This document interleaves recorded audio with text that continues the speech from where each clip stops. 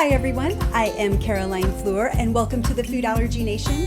Today I'm in a different kitchen, but that's okay because I'm going to talk about one of my favorite kitchen appliances, which is the air fryer. This small appliance has been a game changer for our family, so today I want to talk about why we decided to buy one, why we like it, and the pros and cons of having an air fryer. This video is not promotional, and to prove it, at the end I'm going to give 2 negatives about using an air fryer. So let's get into it. So what is an air fryer? It's basically a small appliance that sits right up on the countertop, and it heats up food by circulating hot air around the food. They've become more popular in recent years, and I think it's because it simulates frying food without actually frying the food. Frying food uses a lot of oil, and an air fryer uses less oil. Less oil means less calories, so it's really a healthier option in my opinion. But as always, this is just my opinion, so please do your own research about air fryers or any products you bring into your home for you or your family. So let's take a look at the air fryer and how it works. First of all, you can see this handle on the front. You pull out the basket, which is where you place the food. There's a top rack inside if you have enough food for 2 levels to make sure heat can reach all sides of the food. You can see the ventilation on the bottom allows heat to go underneath the food as well. Once I place the fries inside, I separate them as much as I can, use the handle to push the basket back inside.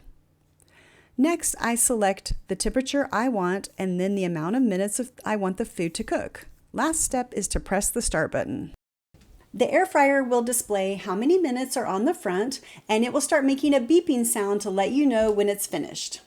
Careful getting that food out because it will be hot. While we do cook a lot of food in the air fryer, one thing that we don't cook is raw meat. I know a lot of people do though, so I looked up some tips to keep in mind if you are going to make raw meat in your air fryer. Tip number 1, make sure the meat is completely thawed. Since the food is being cooked by circulating air, it just takes longer for the heat to reach the center of the meat. I also suggest using a trustworthy meat thermometer to ensure the entire meat, including the center, is cooked thoroughly and is the correct temperature.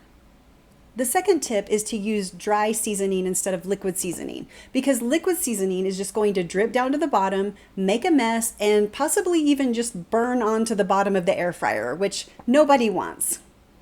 And since we don't make raw meat in the air fryer, what do we cook?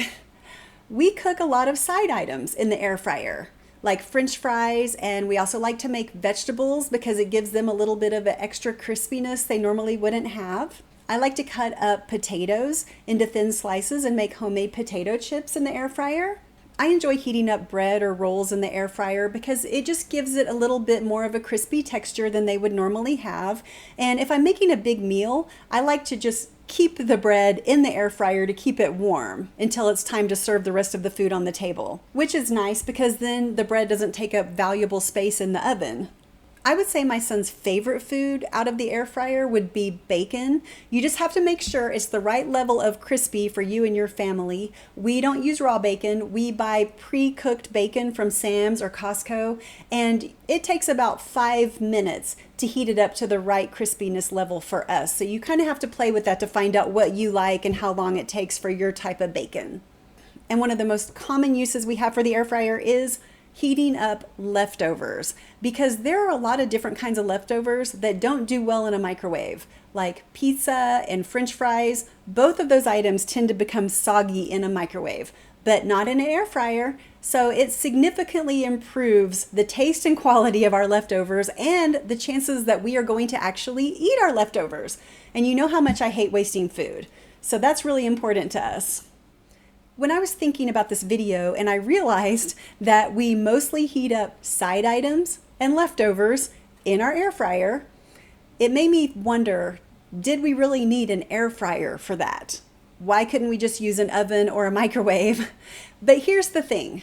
When you have food allergies, or like me, if you have a son who has food allergies, that person already has a limited diet.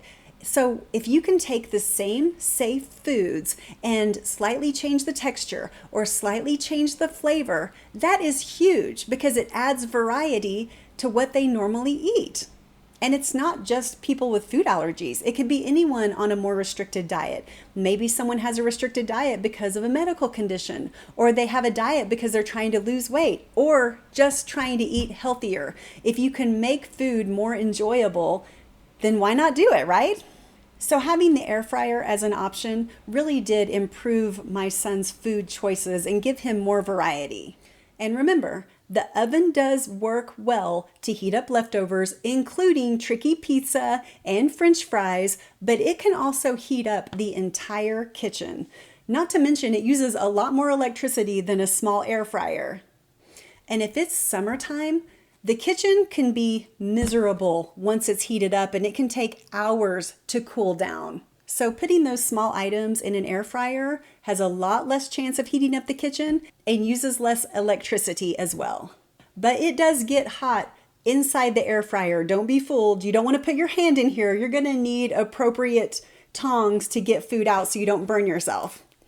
One thing I was surprised about with the air fryer is the price.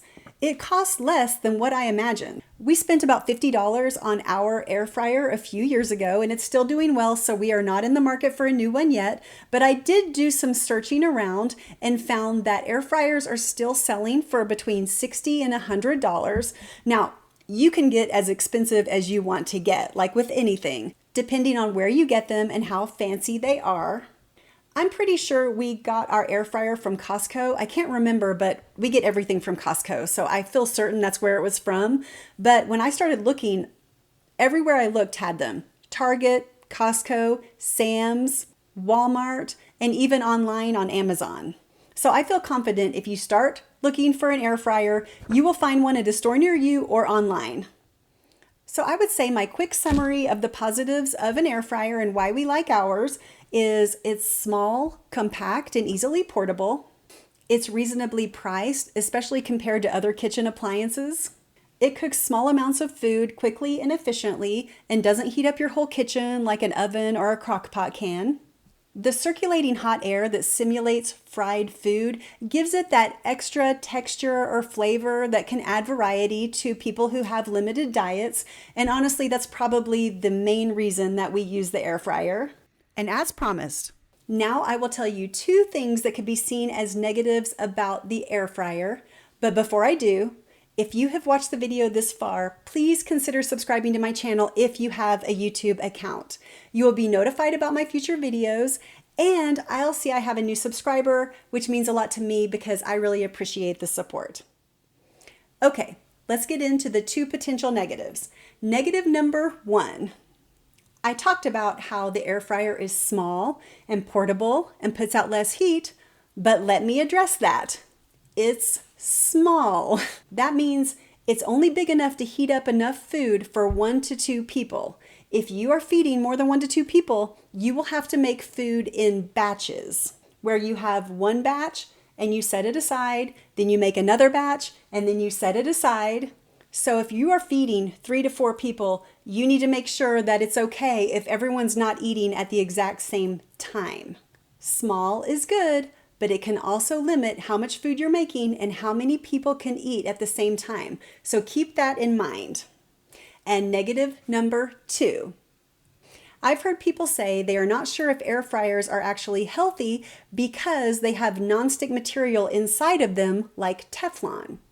The argument is that Teflon, when it gets heated up, might release chemicals which can get into your food.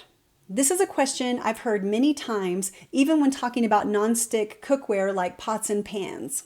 Some people will even say that you should buy stainless steel pots and pans and stainless steel air fryers just to avoid any nonstick material. But others will say to be careful because stainless steel appliances like air fryers can still have nonstick material inside. It's just the outside that's stainless steel. So I don't know. It's a little confusing. For us, I would say when and if it comes time to get a new air fryer, I might look into stainless steel just to see what's out there, but it's something to keep in mind when you're looking to make that decision.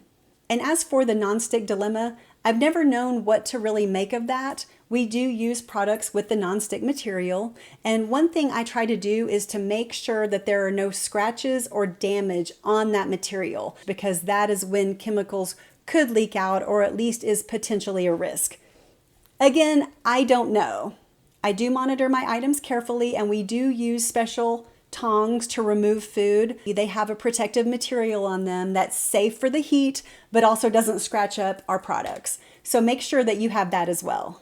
So look into it yourself and make that final judgment for yourself. If you have any thoughts about nonstick versus stainless steel and what you've come across, let us know in the comment section below.